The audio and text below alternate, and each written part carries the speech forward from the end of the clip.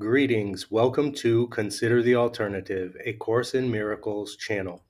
Today we're on lesson 57, and from the text, chapter 7, section 9, the extension of the kingdom. Only you can limit your creative power, but God wills to release it. He no more wills you to deprive yourself of your creations than he wills to deprive himself of his. Do not withhold your gifts to the sonship, or you withhold yourself from God.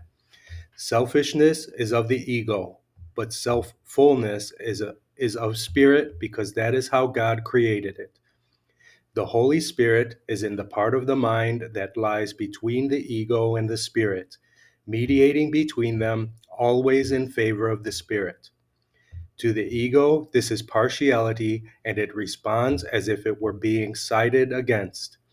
To spirit, this is truth, because it knows its fullness and cannot conceive of any part from which it is excluded. Spirit knows that the awareness of all its brothers is included in its own, as it is included in God.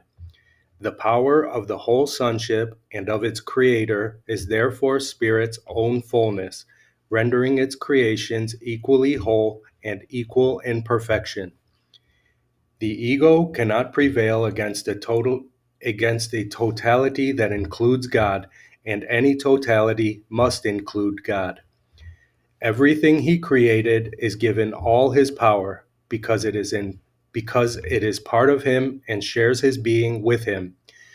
Creating is the opposite of loss, as blessing is the opposite of sacrifice. Being must be extended. That is how it retains the knowledge of itself. Spirit yearns to share its being as its creator did, created by sharing its will to create. Created by sharing its will is to create. It does not wish to contain God, but wills to extend his being. The extension of God's being is Spirit's only function. Its fullness cannot be contained any more than can the fullness of its creator. Fullness is extension. The ego's whole thought system blocks extension and thus blocks your only function. It therefore blocks your joy so that you perceive yourself as unfulfilled. Unless you create, you are unfulfilled, but God does not know unfulfillment, and therefore you must create. You may not know your own creations, but this can no more interfere with their reality than your unawareness of spirit can interfere with its being. The kingdom is forever extending because it is in the mind of God. You do not know your joy because you do not know your own self-fullness. Exclude any part of the kingdom from yourself, and you are not whole. A split mind cannot perceive its fullness. It needs the miracle of its wholeness to dawn upon it and heal it. This reawakens the wholeness in it and restores it to the kingdom because of its acceptance of wholeness. The full appreciation of the mind's self-fullness makes selfishness impossible and extension inevitable. That is why there is perfect peace in the kingdom. Spirit is fulfilling its function, and only complete fulfillment is peace. Your creations are protected for you because the Holy Spirit, who is in your mind, knows of them and can bring them into your awareness whenever you will let him. They are there as part of your own being because your fulfillment includes them. The creations of every son of God are yours, since every creation belongs to everyone, being created for the sonship as a whole. You have not failed to increase the inheritance of the sons of God, and thus have not failed to secure it for yourself. Since it was the will of God to give it to you, he gave it forever. Since it was his will that you have it forever, he gave you the means for keeping it, and you have done so. Disobeying God's will is meaningful only to the insane. In truth, it is impossible. Your self-fullness is as boundless as God's. Like his, it extends forever and in perfect peace. Its radiance is so intense that it creates in perfect joy, and only the whole can be born of its wholeness. Be confident that you have never lost your identity and the extensions which maintain it in wholeness and peace. Miracles are an expression of this confidence. They are reflections of both your proper identification with your brothers and of your awareness that your identification is maintained by extension. The miracle is a lesson in total perception. By including any part of totality in the lesson, you have included the whole.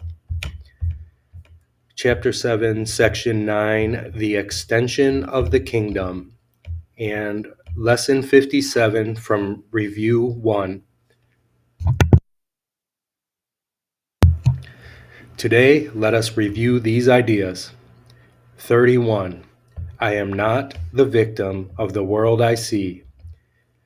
How can I be the victim of a world that can be completely undone if I so choose? My chains are loosened.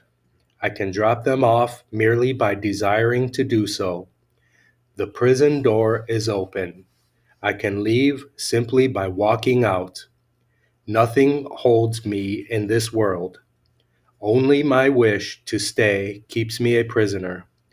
I would give up my insane wishes and walk into the sunlight at last. 32. I have invented the world I see. I made up the prison in which I see myself. All I need do is recognize this, and I am free. I have deluded myself into believing it is possible to imprison the Son of God. I was bitterly mistaken in this belief, which I no longer want. The Son of God must be forever free. He is as God created him, and not what I would make of him. He is where God would have him be, and not where I thought to hold him prisoner. 33. There is another way of looking at the world. Since the purpose of the world is not the one I ascribe to it, there must be another way of looking at it. I see everything upside down, and my thoughts are the opposite of truth. I see the world as a prison for God's Son. It must be, then, that the world is really a place where he can be set free. I would look upon the world as it is and see it as a place where the Son of God finds his freedom. 34. I could see peace instead of this. When I see the world as a place of freedom, I realize that it reflects the laws of God instead of the rules I made up for it to obey. I will understand that peace, not war, abides in it, and I will perceive that peace also abides in the hearts of all who share this place with me. 35. My mind is part of God's. I am very holy. As I share the peace of the world with my brothers, I begin to understand that this peace comes from deep within myself. The world I look upon has taken on the light of my forgiveness and shines forgiveness back at me. In this light, I begin to see what my illusions about myself kept hidden. I begin to understand the holiness of all living things, including myself and their oneness with me. Lesson 57 from Review 1. You may